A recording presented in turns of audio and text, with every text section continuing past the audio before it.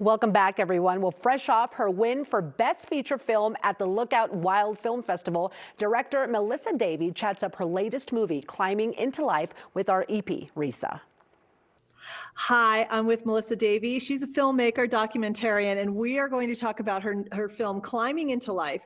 This is not just a very ambitious documentary because you are actually on the side of a cliff doing this film. Your subject was a mature woman who decided to challenge herself. And I just want to hear from you, going into planning this film, what went through your mind as to saying, yeah, let's just do this on the side of a cliff? Yeah, well, when I heard about Deirdre Wallenick, I was amazed by her story that she was the oldest woman to climb El Capitan in Yosemite. And I remember, and when I ran across this, I ran across a note within Facebook. Somebody was talking about her. And all I did was, write back and say, wow, this would make a great film. But I wasn't really hoping that somebody would contact me. I just was, making a comment. And the next day, Deirdre Wallenick, the woman, saw it and said, "Are you a filmmaker?" And I said, "Well, yes, I am." And that started a 3-month Zoom conversation together, trying to figure out if I thought that I would be able to do this film and whether or not she was comfortable with it. And so that's how it started. And we ended up out in California at Yosemite, and then later in Sacramento area where she lived, so that we had, her life story as well as some of her climbing. And the whole idea with this one was, well, how am I going to get footage of this woman climbing this mountain because I'm not a climber. So what do? You find crew that can help you. And I'd gotten pretty comfortable with that when I filmed my first film, Beyond 60. And I was pretty good at creating crews and putting them together. So I had to hire a climbing videographer who would do the climbing scenes with her.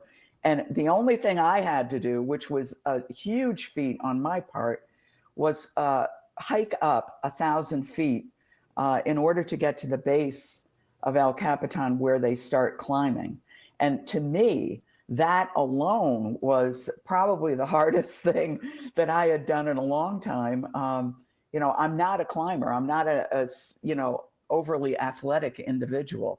So climbing 1,000 feet up over boulders to get to where they start climbing was an amazing thing to do. It was an accomplishment for me and just opened my eyes as to what climbers do to get to where they start climbing.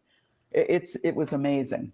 Yeah, I mean, we have these things in Colorado called 14ers. They're 14,000 feet, nothing like El Capitan, of course, but my idea of a 14er is a dozen donuts and 2 extras. So, that's the way I could totally see this, from you, is looking 1,000 feet. That's still a lot. It's still a lot. And the people that were guiding us up there kept saying, "Oh, it's just a short little walk." Well, oh yeah, no, the short not little at all. walk took an hour and a half for us to get to 1,000. So it was just an amazing experience. And if anybody listening or seeing this has been to Yosemite, you know how incredibly gorgeous it is there. Yeah. And we had a beautiful day in May when we filmed it. And it was just fabulous, fabulous. Well, kind of branching off of that, the film industry really favors the young. Okay, yeah. Can we just say that? Yes, they do. The film industry favors the young. How do you feel now that you've had 2 great successes with 2 fabulous movies, being someone who's a little more mature and maybe you had a previous career before you even got into filmmaking?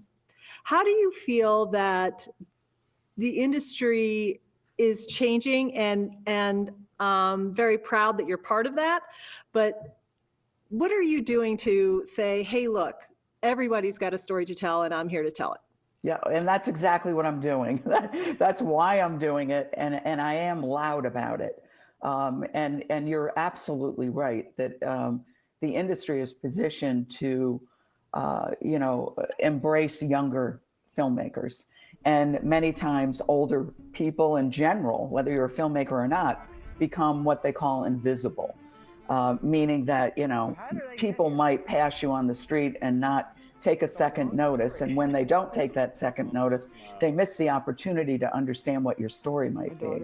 So I've been very vocal in the film community, making sure that people understand how old I am, 74, 75 this year, and that, we still have a lot of life. As long as we have our health, we're at the smartest that we've ever been, the most confident we've ever been because of all that we've been through.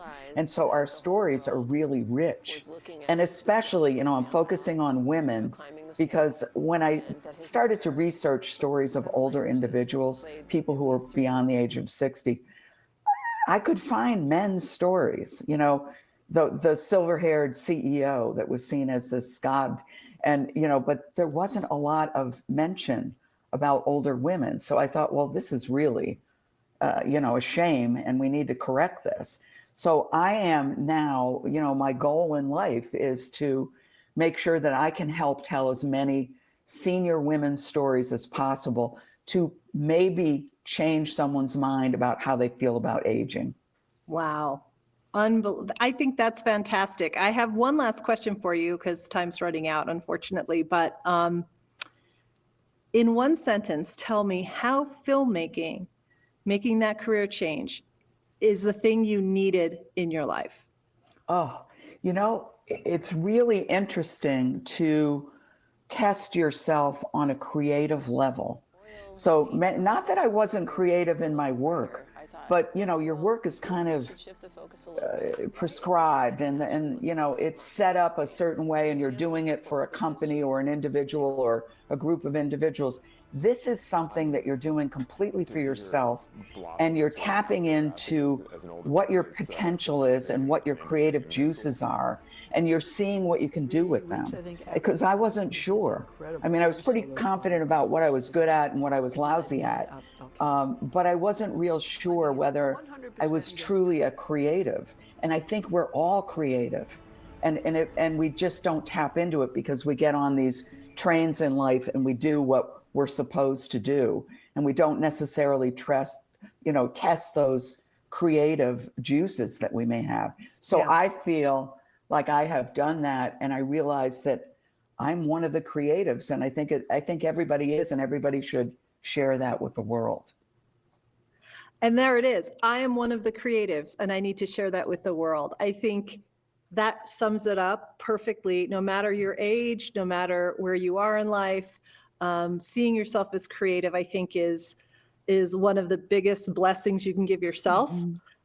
Don't you agree? I absolutely agree. Yes. Yeah, and I want to just share with you how appreciative I am of your time and your talent, and that you had the courage to go after it. And I hope this interview inspires so many other women who are, in their smartest ages. Let's just say that. Thank you so much for being with us. Thank you. And Melissa Davey's two films, Beyond 60 and the Lookout Wild Film Festival winner Climbing into Life, are streaming now on several platforms, including Apple TV and Prime Video. Learn more about Melissa at melissadavey.com.